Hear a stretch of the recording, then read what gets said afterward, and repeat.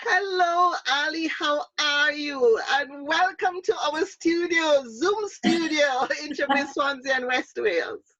Well, you've got a lovely Zoom studio. I'm in my kitchen because there's too much light in most of the rest of my house. But, exactly. And my office is a dead area at the moment, so my office needs TLC, I have to say. But I do love your outdoor office, so your little cabana, your little what do you call it? Summer house. Yeah, I know, but it's raining here today, so I know we're stuck inside, aren't we? But yeah. I know you have a fantastic working environment in your summer house. I've seen it with great envy. But Ali, it's so good to see your face. I have not seen you since the lockdown. I know. Well, I think when it first started, I was I don't know, I found it difficult to sort of focus on everything because it was going from 110 miles an hour to sort of 5 and then stop and then try and get your motivation and go again. So I was doing lots of Zooming and I interacted with your webinar the first couple of times, and then actually sort of found my feet again, really. Fabulous. In different ways, in lots of different ways, through the house and lots of different things about thinking about, but really getting back and engaging with clients that needed me, but in a different way than before. Maybe. That's right. With the pandemic, no, it's a different way that they need it. But first of all, Ali, tell us, the viewers, about Ali Lewis Belton. Oh, golly. Well, there's a life story. I won't go down that road or they'll misjudge me, I'm sure. But yeah, I'm Ali Lewis Belton, and for the last 9 years, I've been running my own business consultancy called Outsource Me.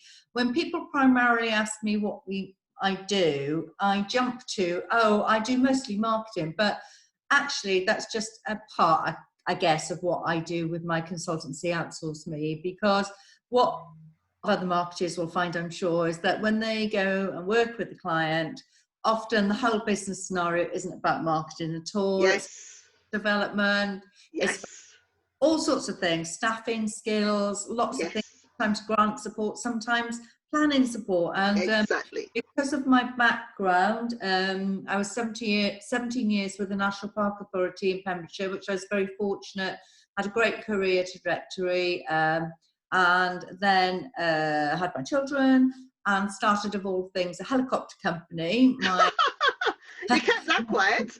That was a bit of high flying, but my husband at the time was doing his private pilot's license. I was looking to go back to work, and it seemed a great opportunity. So we did that for 3 years, and I will say, to pardon the pun, it had many ups and downs. Another pun, I know. Another pun. But I learned a lot. I learned a lot quickly, a lot about aviation. I became an aviation geek quite quickly, and I didn't know anything. Fabulous. But again, it was just applying business principles that I'd learned through my life, marketing that I'd learned through my life, and all of a sudden thinking, Luminette, this has got to work or we're going to lose our home and everything. So it did work. We were very fortunate. We lived in a beautiful area, so we did lots of pleasure flying, and really, primarily a tourism business, really, I guess. Yes. But then, Ali, sorry. What I find with you, Ali, in the short time I've met you, is that I've not seen you with any other client than Celtic Holiday Parks, but I believe, or what you do is that you become your client for the time that you're working with them. Because, we met when somebody referred me to you, saying, Ali Lewis Belton is the lady to know in Pembrokeshire. Whoever Ali Lewis Belton doesn't know isn't worth knowing. Well, and so I went and I met you at the holiday park, didn't I? You did. But what you have done is that you have kept so focused with your brief every time on Celtic Holiday Parks. And you thought that joining forces with Introbiz, Swansea and West Wales was a good idea, and it went from there. Tell us, Ali, why did you choose Introbiz, Swansea and West Wales, and how has it actually impacted upon how you work with and how and the benefits to Celtic Holiday Parks? Sure. Well, to give you a little bit of a background on Celtic, we've got yes. parks. got 3 holiday parks in Pembrokeshire, all relatively close really, but they're all very different in the way that they are. We have nearly 300 owners that own holiday units on the park.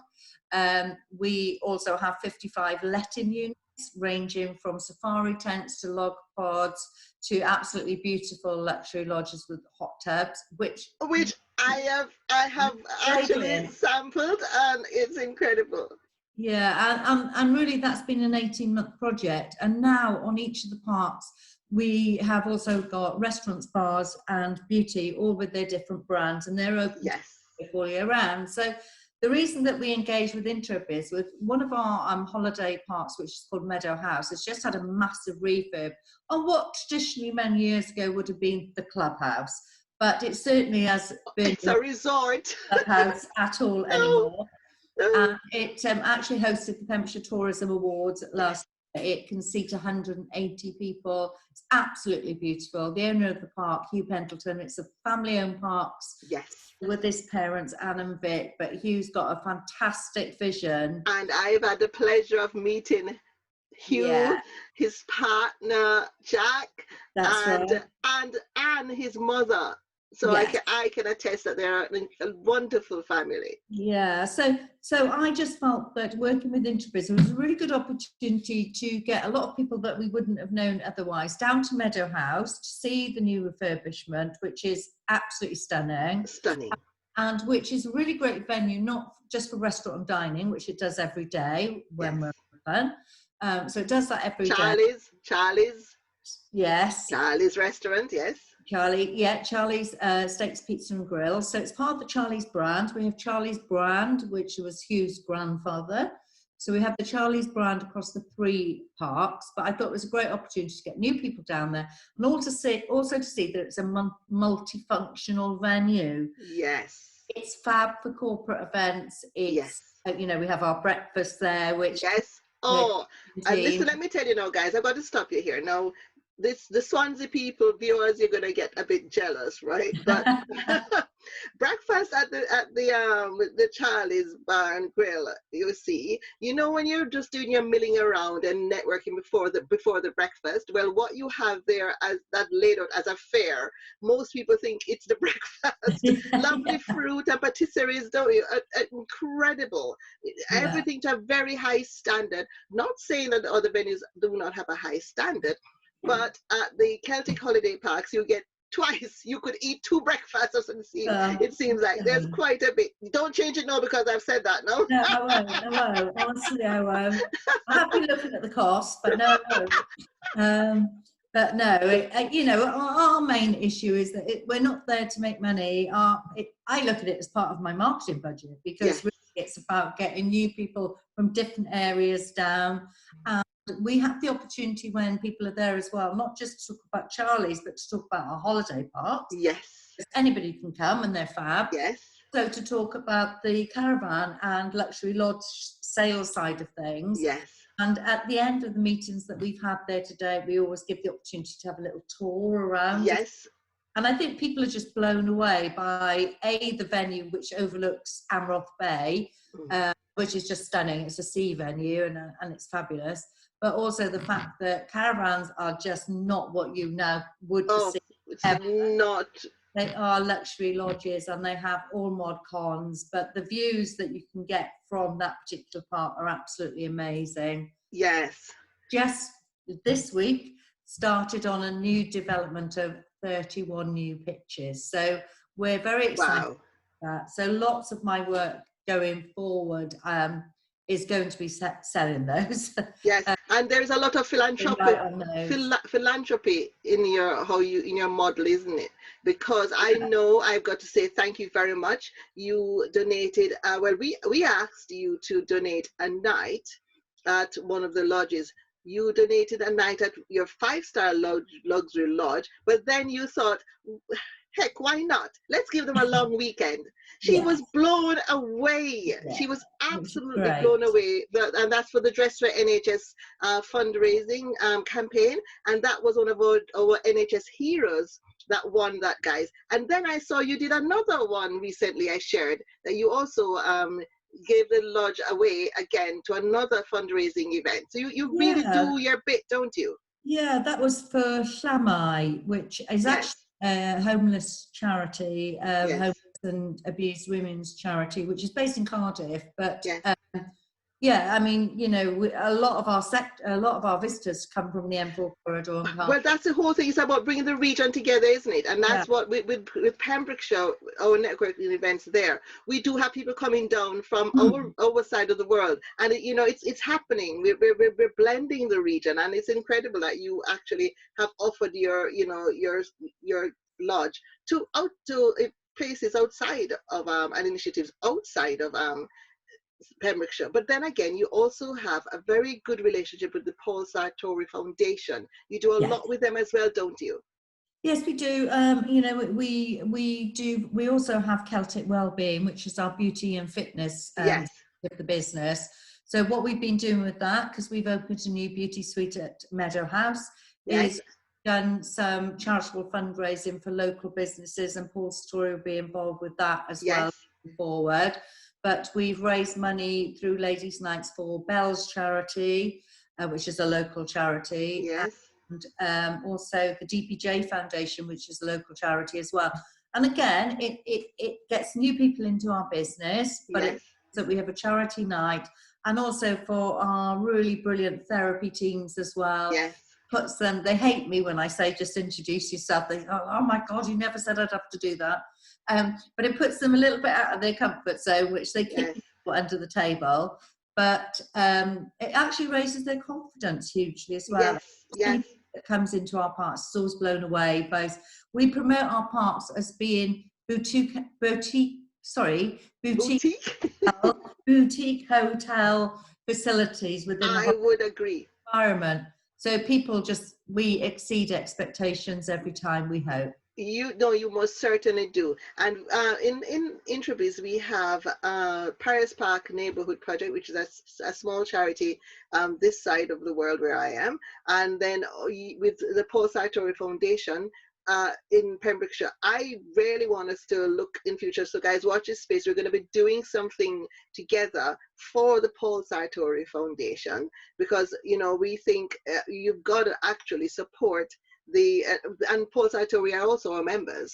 You know, we've got to support our members at this time. In fact, what we're doing here, having a chat, is a part of supporting our members, keeping it visible, letting people know because you're doing great things down there. In fact, I think a little birdie told me that now Hugh, the owner of the Celtic Holiday Parks, has during the pandemic been doing so much to try to help and garner support and look to policy and so on to make things better during the pandemic and after in Pembrokeshire. Can you tell me a bit about that, Ali? Well, really, Hugh's a fantastic guy, as I said, very inspirational, but he's very engaged at local, national and even international political environment, really. With the British Homes and Holiday Parks Association, who have done fantastic work on various levels, not necessarily looking at trying to get the parks open immediately. We're looking at trying to get the parks open when the time is right.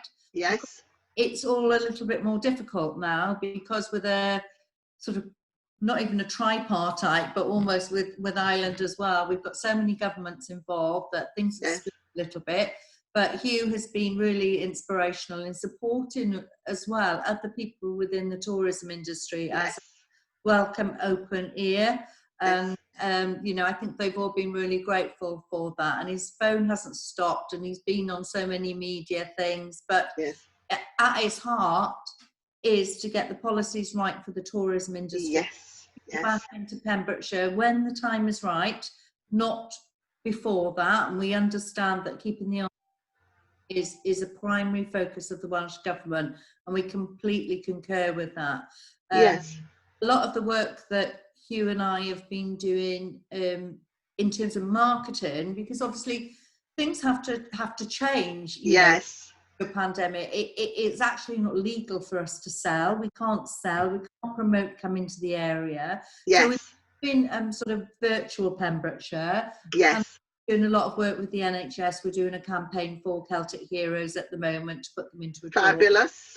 which is brilliant. But we've also done a lot of work with our owners, and just to reassure all of their owners that are missing their really happy place, their holiday home. Yes. So we've spent a lot of time, I've done individual videos for every single I've seen you doing that. Yes. Which has been a massive piece of work, but really well received. And it Yes. just assures them that everything's fine, everything's safe, that the place that they love is still there, and just giving them a little shot of yes around it, and just showing them that their flowers are coming into bloom and stuff. Yes. That's been really well received, and an area of activity that we haven't done before. So a lot of our market, well, I wouldn't even say marketing, it's a lot of our support at the moment as a business is towards our owners. And of course, we've had to do lots of holiday cancellations, yes, which is always a horrible thing to deliver.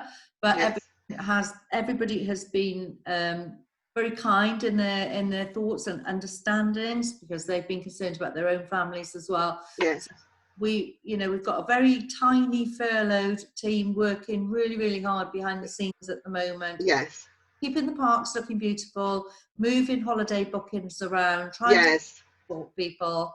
And that's what we've been. Yes, I know, I know, as you said, you can't really get in there until it's safe to do so. Yeah. But then you also have the situation of people still wanted to, which is what you've handled so expertly. People still want people to know about them. They still want to remain visible. They want their products to be seen. So online has now become the next best thing. So, it's going to be interesting to see how that works, and how that works even in relation to networking, and how we evolve over the coming months. But and it is a work in progress, isn't it? But Ali, listen, this is just incredible. We are going to have you on a podcast, which will be at least half an hour at another time, which will be a lot more detail. This is just a tidbit, viewers. Some of you might say, no, this has been a mouthful. When you're talking about something that you absolutely love, the time just flies, doesn't it? And you have to forgive me, I haven't seen my Ali for a long time. I'm missing my Pembrokeshire members. I'm missing Pembrokeshire. And she, it's such a breath of fresh air. It's so incredible how Pembrokeshire has embraced the Introbiz, Swansea and West Wales vision, and how the businesses are coming together. And, guys, let's just keep hope alive. That at some point, when it's safe to do so, we will get back out there networking, but it will never be the same. But we're hoping it will be better, don't we, Ali? Yeah, absolutely. And things will change, I'm sure. Yes. Social distance is almost the new norm, isn't it? Yes. We always find ourselves taking a step back or sideways now. And I don't know why, but I breathe in, which is really weird. And I hold my breath, and I'm sure that doesn't help in any way. I find myself automatically holding my breath when I walk past. Nobody said to do that, and I've just made it up myself. So. Oh my gosh! But that's almost another thing about breathing that we've been learning about, the right way to breathe. But Ali, before we go, do you have any last word to say to our viewers before we go? Well, really just stay well, and I've in the past suffered from mental health myself, so I'm a big advocate of supporting each other. I'm very lucky that I've got a good network of business colleagues and friends, and my partner and my family. Oh, I know your partner, and he's incredible. Big love to Phil. Phil Thompson, MBE. He is, and he's working hard. He's done loads of volunteering at Folly Farm, doing lots of painting for them. Fabulous. So what I would say is, if you can reach out to anybody in any way, in business, it's really, really hard at the moment. Yes. Nobody knows directions. We're getting very little dates. And I think once we've got dates, we've got goals, we can make plans towards those dates. But at the moment, we've got very few dates, and people just feel in limbo and just need that support. So my final word was, be kind, reach out, have a chat, grab a coffee, and stay well. Yeah, and stay well. I love that. Stay well. Thank you so much, Ali. Thank you very much.